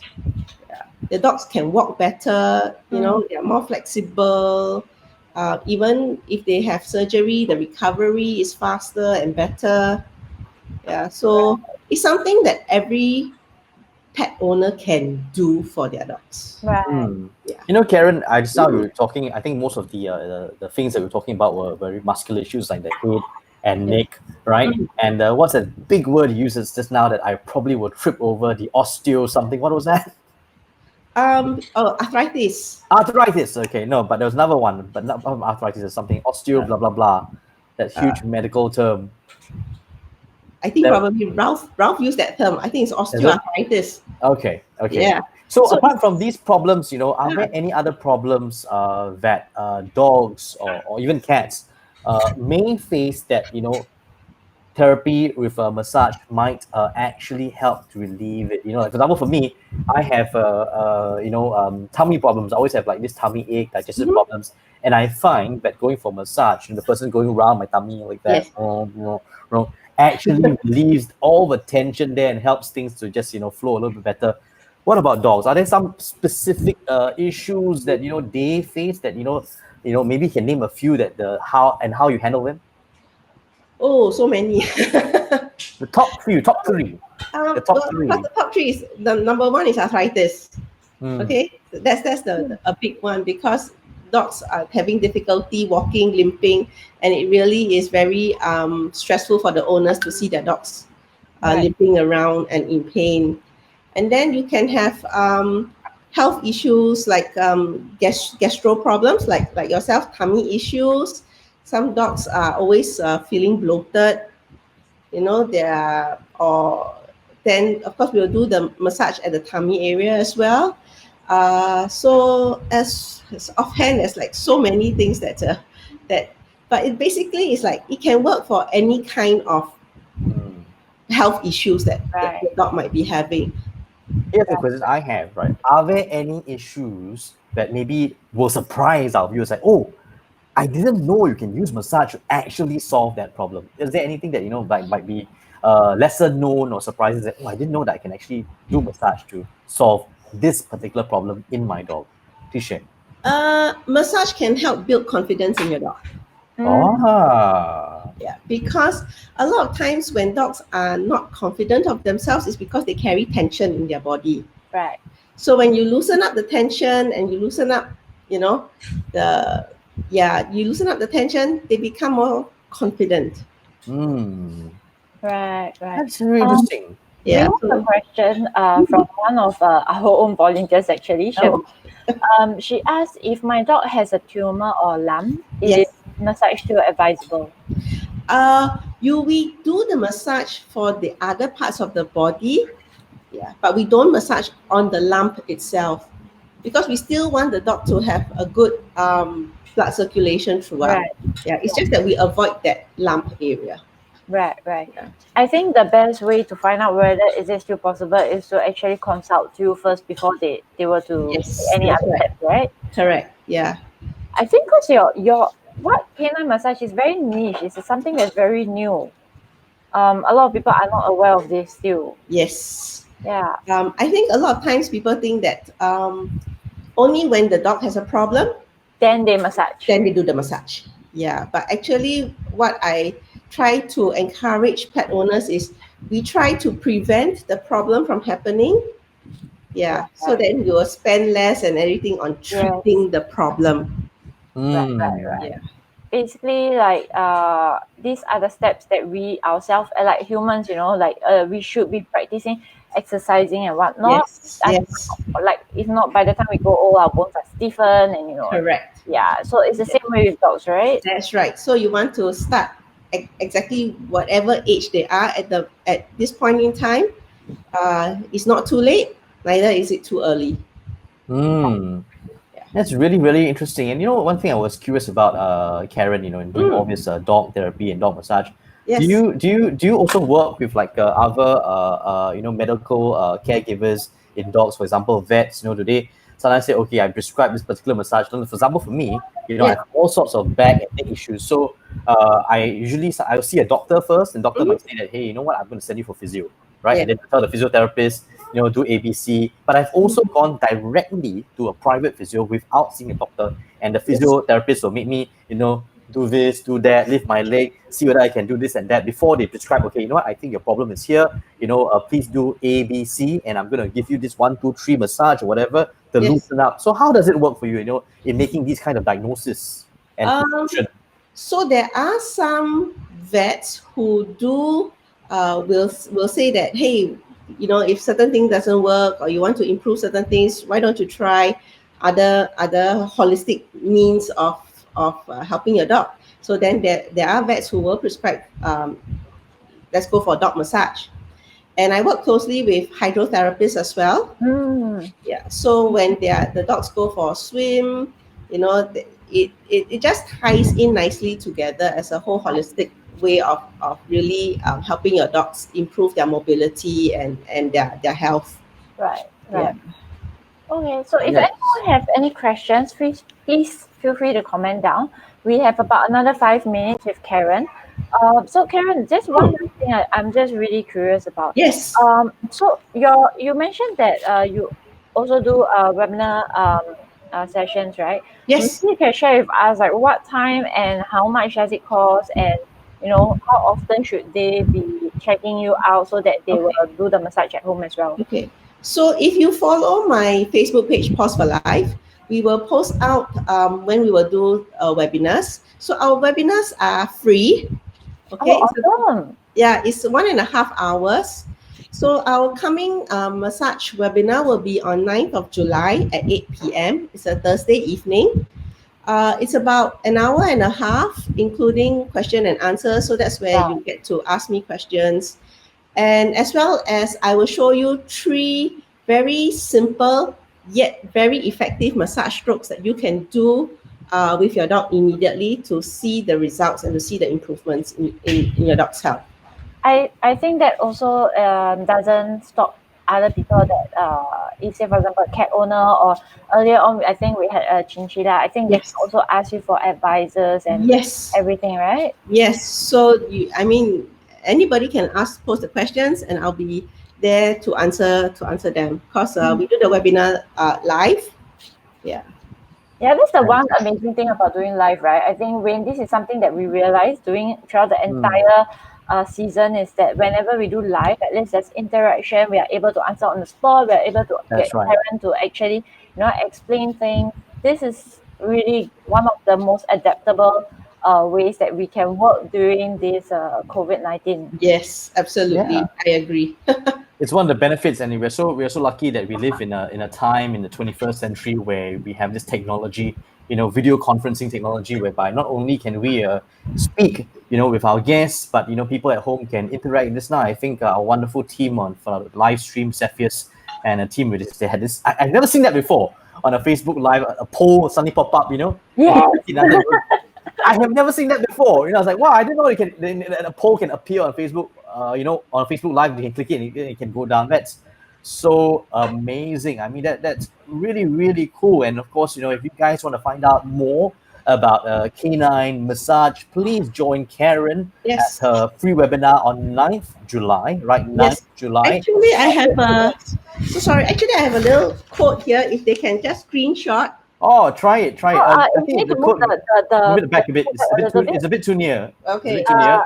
yeah, higher. Up a bit. little higher. Yeah. Okay, so there is the QR code, a bit higher. Okay, Yeah, there we go. that's a QR code from Karen. Of course, if you aren't able to scan the QR code, remember it's Pawpose Fur Life. How do you spell the fur? It's F-U-R. F-U-R, not F-O-R. F-U-R. So it's Pawpose, P-A-W-S, Fur, F-U-R, and then Life, L-I-F-E, and I believe you are on Facebook, right? You can find Yes, them. I am. Yeah. Wonderful. Pawpose for Life. You can look out for Karen and more amazing tips about canine massage on 9th July, 8 p.m. Wondering when 9th July, easy way to remember it. It's before polling day. Before we go and vote. Yeah. Go and Before watch dog massage You need first. to massage it off, Yeah, have some massage- therapy. Go up Yeah. with a clear mind. yeah. Fantastic. All right. I think if we have no further questions, really want to thank so much Karen. Thank you so much, Karen, co-owner and canine Thank you. massage practitioner from Pawpose for Life. If you enjoyed that, viewers at home, you can actually click on the care icon, the emoticon holding on to the heart. You can click that for Karen, so Karen knows that you watched and enjoying her session. Thank you so much, Karen, for Thank joining you, us. Wayne. Thank you, And we wish you the Melodee. best of luck with your webinar. Thank you so much. Okay, so thanks everyone for watching. So we're just gonna do a last shout out for the poll. So earlier on, Wayne mentioned, so please let us know what time should we have our episodes on, whether it be 11 a.m., 12:30 p.m. or 2 p.m. So let us know which timing is the best, so that it can also allow us to improve ourselves for the next few sessions if we are gonna continue. Wayne, I think this is our last session. It's not goodbye, right? It's not goodbye. It's not goodbye. It's just a see you later. But you know what? Before we even talk about that, one thing I want to say is that it is so wonderful that throughout these few episodes, today is number 13, the 13th episode since we first started on April 6th, all the way back there in, where was it? Place Seletar. Was it in a Seletar? Yeah, it was with Causes for Animals. And it was before the circuit breaker. So the amazing thing is that we actually planned everything to do on site. And then we planned to follow the rules of less than 10 people, everyone wear masks, etc. And then after that, circuit breaker happened. And we're like, oh crap, okay, let's adapt, And then you earlier on say, Seth, the entire team of all of us, we managed to adapt, talked about it, and we have the stay home version, which is what we are doing now. Yeah, it's so amazing. And after all of that 13 episodes, which is I guess 13 weeks, goodness, 3 months flies by so quickly. I'm happy to report that more than 50% of our pets that were featured in our episodes have actually been adopted. And I believe Melodee, we actually have a video. All the pets. We have over 40 picture. We actually did over 40 pets up for adoption. There were mixtures of dogs and cats. And just to elaborate a little bit more than 50% of them have been adopted or are currently at home trial stays. So one amazing thing is that all of them will actually receive an adoption starter kit, all sponsored by our campaign sponsor as well as our episode sponsor.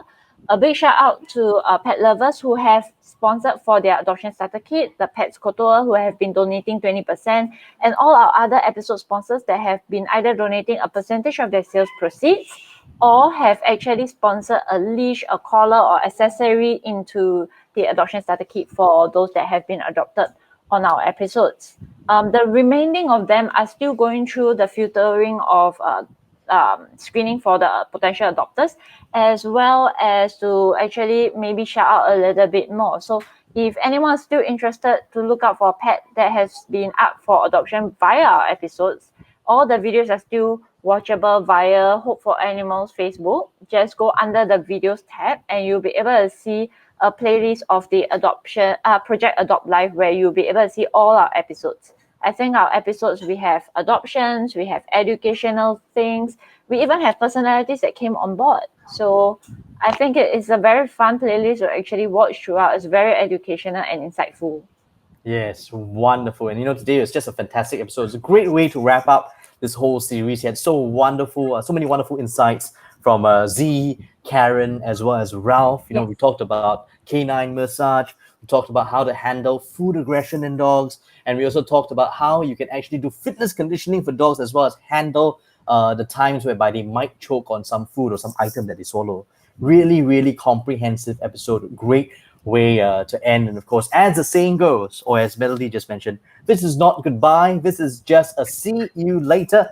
The team behind Project Adopt Life have been working very, very hard behind the scenes every week since the start of April, and we'll be taking a short breather now to recharge and improve. But please be rest assured that we'll be back with lots of exciting new content. Before we say goodbye, right? For now, Melodee, is there any last words that you want to say to all our fans and viewers at Hope for Animals? Last words. I've never been good at last words because I can never seem to stop talking. So I think at the end of the day, I'm just going to say that, if you have any questions or any ways that you think we could improve ourselves, anything you'd like to see in the future, please let us know.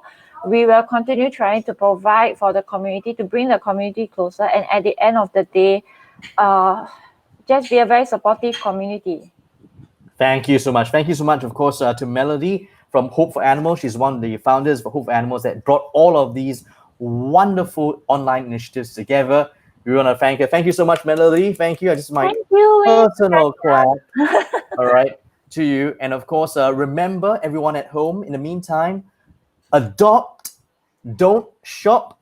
Every adoption saves not one, but two lives. Why? Because you save the life of the animal that you give a home, and also the life of another animal that you make a space for in the shelter. With that, it's been an absolute pleasure hosting for you guys and for Hope for Animals. This is me, Wayne Chan, saying goodbye. I'll see you guys again sometime, somehow, somewhere, hopefully on the next episode for Hope for Animals. Bye-bye, everybody. Bye-bye. Thank you. See you.